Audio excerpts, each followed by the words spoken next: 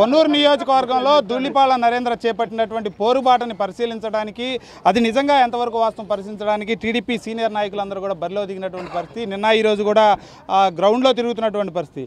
చెప్పండి, మీరు పుల్లారావు గారు ఉన్నారు, 2200 కోట్ల రూపాయల అవినీతి జరిగింది అని స్పష్టంగా నరేంద్ర గారు ఎమ్మెల్యేను ఉద్దేశించి చెప్పడం జరుగుతుంది, గవర్నమెంట్ని ఉద్దేశించి చెప్పడం జరుగుతుంది. మీరు గ్రౌండ్లో పర్యటించారు, అలాంటి ఆధారాలు కానీ వాస్తవాలు కానీ ఎలా ఉన్నాయి?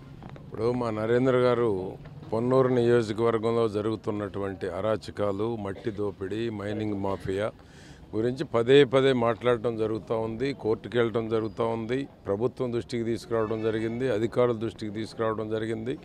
ఈ నియోజకవర్గంలోనే సుమారు 700 నుంచి 800 ఎకరాల్లో మట్టి ఎన్ని అడుగుల లోతు మేర తీశారు, ఎంత ప్రమాదం ఉంది, రేపు భారీ వర్షాలు కురిస్తే ఎత్తుపల్లాలు తెలియనటువంటి పరిస్థితులు ఈ నియోజకవర్గంలో ఉన్నాయనేటువంటిది మా నరేంద్ర పోరాటం చేస్తూ ఉన్నారు.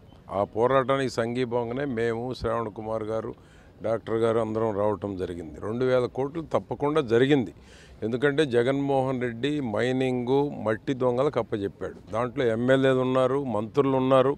పొన్నూరులోనేమో ఇక్కడ ఎమ్మెల్యే ఉన్నాడు, చిలకలూరుపేటలో నిన్నటి వరకు ఉన్నటువంటి మంత్రి ఉంది. ఎక్కడికక్కడ ఏ నియోజకవర్గం చూసుకున్నా వాళ్ళు ఇష్టారాజ్యంగా మాఫియా కేంద్రాలుగా ఏర్పడిపోయినాయి, మట్టికి, మైనింగ్కి, ప్రతిదానికి కూడా. కాబట్టి ఈరోజు రాష్ట్రంలో జరిగినటువంటి దోపిడీ వెలకట్టలేనటువంటిది. ఏ నియోజకవర్గానికి ఆ నియోజకవర్గం చూసుకుంటే 1000 నుంచి 2000 కోట్ల రూపాయలు దోపిడీ జరిగింది. అది మైనింగ్ కావచ్చు, గ్రానైట్ కావచ్చు, మట్టి కావచ్చు. ఎక్కడ ఎర్రమట్టి భూములు దొరికినా కూడా కాజేస్తూ ఉన్నారు, గద్దల్లో వాలిపోతూ ఉన్నారు. కొండలన్నీ కూడా బోడుగుండలు చేసేసారు. కొండలు సైతం గజగజలాడుతూ ఉన్నాయి ఈరోజు వైకాపా పార్టీ నాయకుల దెబ్బకి. కాబట్టి ఈరోజు రాష్ట్రంలో ఇవన్నిటి మీద రేపు సిబిఐ విచారణ చేయాలి. తప్పకుండా ఎవరైతే 1000 కోట్లు దోచేశారో వాళ్ళందరి ద్వారా మళ్ళా తిరిగి గవర్నమెంట్కి వాళ్ళ దోపిడీని మళ్ళా రాబట్టేటువంటి ప్రయత్నం తప్పకుండా చేయాలి.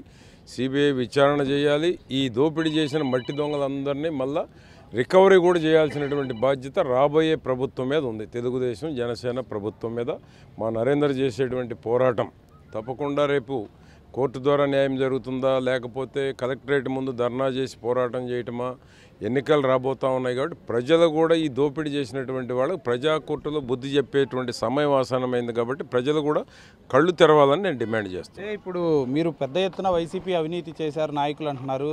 రేపు మీ ప్రభుత్వం వచ్చిన తర్వాత వాళ్ళు అలాంటి ఆరోపణలే చేసే అవకాశం ఉంది. కాబట్టి మీరు గవర్నమెంట్ రాగానే ముందుగా నిజ నిర్ధారణ కమిటీ లాంటిది, ఎంత గ్రావెల్ తవ్వారు, లేదంటే ఎంత శాండ్ అక్రమంగా వెళ్ళింది, లేదంటే లిక్కర్ విషయంలో కానీ అలాంటి విషయాల్లో మీరు ఎలా తీసుకుని ముందుకెళ్ళాలి? ప్రతి దోపిడీ మీద కమిషన్ వెయ్యాలి. దోపిడీ చేసినటువంటి వారి దగ్గర నుంచి రికవరీ చేయాలి, వారి మీద చర్యలు తీసుకోవాలి.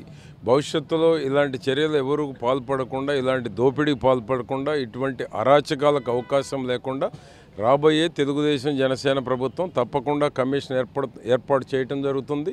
కఠినంగా చర్యలు తీసుకోవడం జరుగుతుంది. మా అధినేత చంద్రబాబు నాయుడు గారు కూడా స్పష్టంగా చెప్తా ఉన్నారు, వీటన్నిటి మీద విచారణ వేస్తాం. లోకేష్ బాబు గారు కూడా స్పష్టంగా చెప్తా ఉన్నారు, ఎవరైతే ఈ యొక్క అరాచక ప్రభుత్వానికి ఒత్తాసు పలుకుతూ ఉన్నారో, ఏదైతే చట్టాన్ని ఉల్లంఘించి ఏకపక్షంగా అధికార పార్టీ నేతలు చెప్పినట్టు వింటూ ఉన్నారో ఆ అధికారులందరి మీద కూడా చర్యలు ఉంటాయని స్పష్టంగా మా యువనేత లోకేష్ బాబు గారు కూడా చెప్పారు.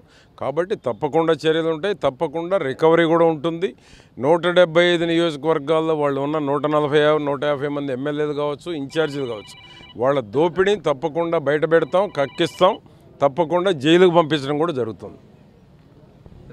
శ్రావణ్ కుమార్ గారు ఉన్నారు. నిన్న ఈరోజు కూడా 2 రోజులు మీరు నరేంద్ర గారితో కలిసి ఈ పోరుబాటలో పాల్గొనడం జరిగింది. ఎలాంటి అంశాలు వెలుగులోకి వచ్చాయి, మీరు ఎలాంటి అంశాలను అక్కడ పరిశీలనలో తెలియదు?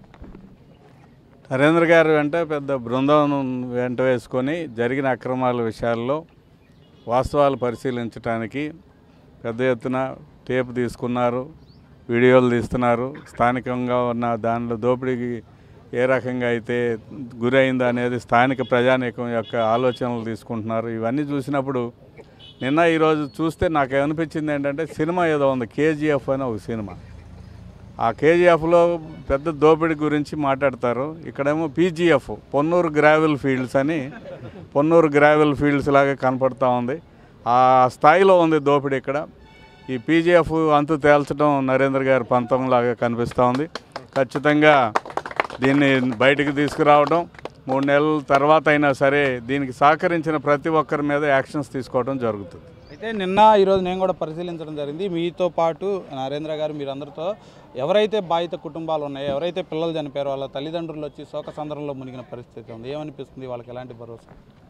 అది ఇటువంటి అన్నీ కూడా ప్రభుత్వం చేసిన హత్యలే. ఎందుకంటే ముందు హెచ్చరిక బోర్డులు లేవు, అధికార యంత్రాంగం పరిమితికి మించి తవ్వటానికి ఏమాత్రం కూడా అనుమతి లేకుండా కూడా ఉన్నా కూడా పరిమితి మించి తవ్వటానికి ఏ అధికారి ఇవ్వరు. కానీ చట్ట ప్రకారం రాకుండా చట్ట వ్యతిరేకంగా అధికారులందరూ కుమ్మక్కై చేశారు. కాబట్టి ఖచ్చితంగా వీళ్ళందరికీ బాధితులందరికీ న్యాయం జరిగేలాగా చూస్తాం.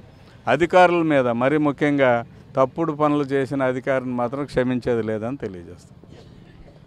అది రెండో రోజు పోరాటం పెద్ద ఎత్తున సాగుతున్నటువంటి పరిస్థితి. మరి కాసేపట్లో బహిరంగ సభ స్టార్ట్ కాబోతుంది. ఈ 2 రోజుల్లో కూడా ఈ 4 సంవత్సరాల్లో జరిగినటువంటి అవినీతిని ఏదైతే మొదటి నుంచి కూడా స్థానిక మాజీ ఎమ్మెల్యే నరేంద్ర ఆరోపణలు చేస్తున్నారో వాటన్నిటిని పరిశీలించడానికి కూడా నాయకులు రావడం జరిగింది. స్పష్టంగా చెబుతున్నారు, ఇక్కడ మరొక కేజీఎఫ్ లాగా ఇక్కడ గనుల తవ్వకాలను జరిగాయి, 1000 కోట్లు అయితే ఇక్కడ అవినీతి జరిగిన మాట వాస్తవం.